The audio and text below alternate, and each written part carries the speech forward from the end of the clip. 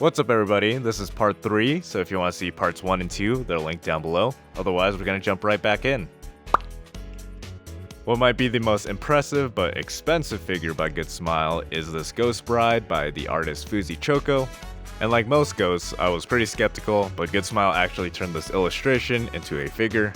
You gotta give Good Smile props for trying such an ambitious sculpt, but you can see by the side-by-side comparison, it lacks that ethereal feeling of the original illustration, where the transparency of the clothing, the umbrella, and all that gives off a otherworldly vibe. The Good Smile figure just looks like a regular bride, but it's still gorgeous. And just to confirm this ghost is real, I've included a clip of it at WonHobby35, and I'm sure the price will also be out of this world. Next up, we got a figure of Minato Aqua. The color and shading is fantastic, the gradients are really nice, but at the end of the day, I just prefer the character designs of the other Hololive members, so it's gonna be a no for me. Let's see, we got everyone's favorite brothers, Mario and Luigi. It looks like Luigi is launching Mario using a spring or trampoline. For the most part, I think this looks pretty cool, but I think the ground pound dust looks a little rough. Then we got Miku from Splatoon. She's definitely got the drip. But seriously, she actually has drip, like her hair is this liquid paint effect. Definitely the coolest squid kid on the block, and I'd be very tempted to order this one, but I already have 3 Mikus, and I just gotta stop. What a surprise, another Demon Slayer figure. This figure is also trying to be very ambitious. I'm assuming this is from the Spider arc, the scene that set Twitter on fire, just like this figure, am I right? I can't imagine this being cheap, like, this is so much plastic, especially if you consider the trees, but who knows, maybe Good Smile will prove me wrong. We got Ryza in a swimsuit, thick thighs save lives, I guess. Why is this slime the same color as sand? Is he camouflaged or something? Is he spying on people? We finally got the Nia from Xenoblade Chronicles. If she's anything like Pyra and Mithra, she's gonna be 20,000 yen plus. She looks pretty nice, but I haven't played Xenoblade 2, so it's gonna be a skip for me.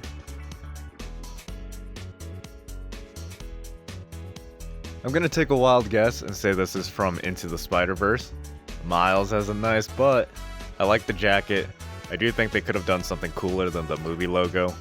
Then we got Chizuru in a pretty cute outfit. A pretty crazy looking figure here. Looking into it, it's from Beatless. The anime came out in 2018, but I've actually never heard of it. But I think the gun looks pretty cool. It's got like swords and it's like a bow or something. And I guess it comes with a scantily clad anime girl as a bonus. Next up we got a figure of Hollow. Unpainted, this just looks like she's carrying a bunch of fruit. She steps on some prickly stuff, she's gonna fall over, and she's gonna have a good time. Then we got McQueen, Lightning McQueen from Pretty Derby. I must have missed the spin-off of Cars.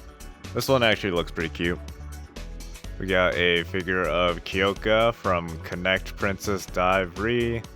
A pretty boring looking Fate figure. I'm gonna be honest, I don't really like the character design of this Blackrock girl, but we got another figure of her. Another announcement of a Miku figure.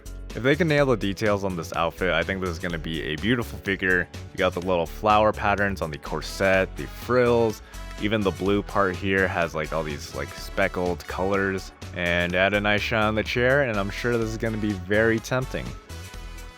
The Chestnut Cyborg. Is this still the same show as Lightning McQueen? Good Smile Racing also has a 2021 private version Miku. I guess this is what she looks like off the track. Cute Smile Shanghai is a very adorable figure. We got some Act Mode figures, which are basically model kits that are also action figures. And I believe this one is based off of an artist's original work. These aren't exactly my cup of tea, but here's a silhouette of the next one. I'm not really sure what this is. This is what God looks like, according to Good Smile. We got Zabungle. I love that name. Hello is like Good Smile's version of Funko Pops, but I gotta say the hands and the poses make it look like they're about to fly up to heaven. So on top of Harry Potter, it looks like we also get some Evangelion ones, but for some reason they always leave out Misato. We also got these chonky little Tokyo Revenger figures, but for some reason Mikey and Draken just look super depressed. Then we got some Harmonia humming announcements, which are dolls that go into creepy territory for me, so I don't think I'm gonna get these. From Data Live Live, we got Tolka, more like talk a lot about purple. From Alice Gear Aegis, we got Fumika, more like Fu Mecha. We got Noelle, Tattoo Man, and my favorite anime character, Mads Mikkelsen. We also got Marin.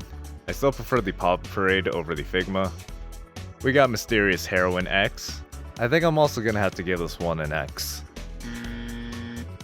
We got HK416, more like HK, not for me. A Blue Archive figure, Eris Boreas Grey Rat, more like Eris boring as heck. Alright, I'll stop. You can add another to the pile of Data Live Alive Kurumi figures. Hey, we got more Lightning McQueen. We got Shinobu with a diaper. This was a little surprise. We got an Elden Ring figure. This game isn't even out yet. But just look at the level of detail compared to the other Figmas. It is a bit of a shame, just because I don't really like how small Figmas are. Otherwise, I would be a lot more excited. We also have Giyu and some Atlas looking guy. A Samus Dread Figma, pretty cool, but I'm perfectly happy with the amiibo. 2 more Jujutsu figures, as well as Demon Souls. I don't remember that stick being that long though. It looks like they're also trying something pretty interesting with these Figma styles, going for more of a clothing focused or fashion oriented set. I gotta say though, seeing the figure joints on human skin and flesh is a big turnoff for me.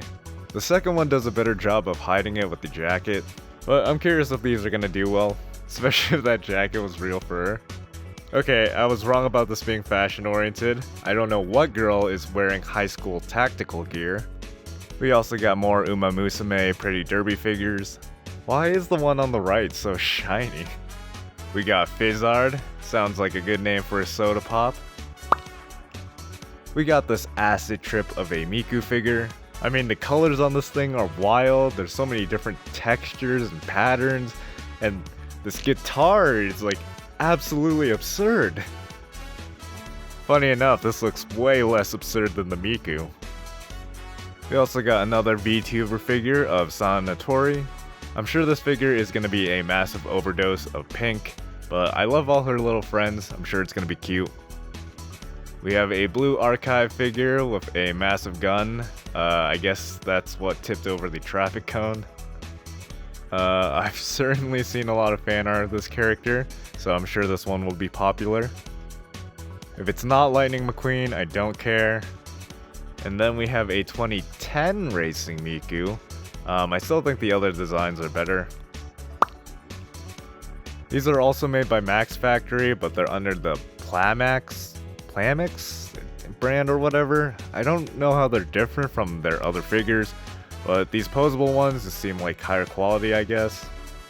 Or maybe not, because it looks like they just put a bunch of fetishes on the wall and then threw darts at them randomly. Like, she's got cat ears, a samurai sword, lingerie, and a ball and chain? This one's even using the ball and chain as a weapon! Then we got Godwing Demon King, and I can barely tell what I'm looking at. Then we got a girl decked out in holy armor. Naturally, you can't have the chest armored, otherwise that'd be sacrilegious.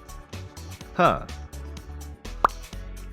First up from Kadokawa, it looks like we might have more harem trashy isekai. For a second there, I thought that said a couple of cucks. I think I've been on the internet too long today. Anyways, it looks like these figures are from an anime that's gonna air this April. So I guess Kadokawa knows this is gonna be popular because they already have 3 figures planned. We also got some Wedding Ilya figures announced. We also got Nanachi looking very fluffy and huggable, as well as a character that will get introduced in Season 2. And we even got another Lightning McQueen figure.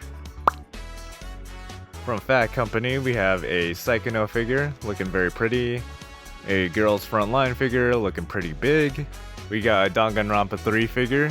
Their other Danganronpa figures have been pretty cool, so I'm highly considering pre-ordering this one. I'm really glad they didn't use support rods or anything obnoxious for the music sheets. And I've never noticed before, but Kaede's skirt actually has music staffs on it. And the figure comes with Monokuma on it, so what's not to love? We also have a scale figure of Noelle. It's nice that a VTuber has a weapon so that they can bonk people on the head with. Some Phat chick that's gonna hit you with a solar flare. We also have another Ryza figure. Like, compare her thigh to her waist, like, oh my god. Looking pretty cool. I actually like this girl's frontline figure. Hope this one turns out well. A crazy looking Phat figure. Another crazy looking Phat figure for different reasons. And not Lightning McQueen. Wonderful Works has some lewd figures of Ryza, some lewd figures of how not to summon a Demon Lord. Just a whole lot of lewdness happening. She's got a little octopus on her leg. And 2 more swimsuit figures. We have an Atelier Sophie figure by Koei Techmo. I like this one a lot better than the one we saw in the Wonder Festival video. Ah man, a Neko figure. This one looks so good. But if it's anything like the Samurai, I think this one's just gonna be way out of my budget. But maybe we can make it work. Hello. Who is she? Then we also got these other 2 from Dive Connect Reprincess. We got Remy and, okay, a Blackrock shooter that actually looks pretty cool. This is awesome. This looks so much better than the Dawnfall stuff. Definitely gonna have to keep an eye out for this one. We got another Neko figure, but this time from the A to Z line. It's made by Alumina, which I haven't heard of. It'll be interesting to compare this one to the Myethos figures. Freeing has a quarter scale of a girl's frontline figure. I'm assuming this is going to be very expensive since there's also this giant pillar. But I hate this dress. It's just like floating there because the base doesn't go out all the way. So it just looks really stupid. Like, just make it drape over the base. Also, it just kind of looks like she has a tummy ache. We also got a bunny figure for Diane. I'm glad they gave her stuff that makes her a little more unique. Unfortunately, I just don't like the glove thing. Unless you really love Blackrock Shooter or Bunny Girls, I don't know why you would get this one over the one by Wing. I do think Kaede's bunny figure is very cute, but I still prefer the Phat Company figure. By Orange Rouge, we have a very good looking man from Token Rambu. I love the pattern on his armor and pants, but he looks like he has a stomach ache as well. Then we have Robert Downey Jr. And finally, the last figure of WonHobby35 is this adorable Data Live Alive figure of Kurumi. Just look how cute she is! She's giving it her all, and she's about to go into battle, and she's gonna kill some people. In a surprising turn of events, my favorite and least favorite figure are these guys. Kinda cute, but also horrifying. Of course, that's just my opinion, but I'd love to hear yours. So that wraps up WonHobby35. There might have been a few figures I missed or just didn't want to talk about. But this was just a battle. The war on anime figures continues. AmiAmi and Kotobukiya did their own events as well, so if you want to see me talk about that, subscribing would be awesome. But as always, thanks for watching, and I hope to see you on the next video. Bye bye.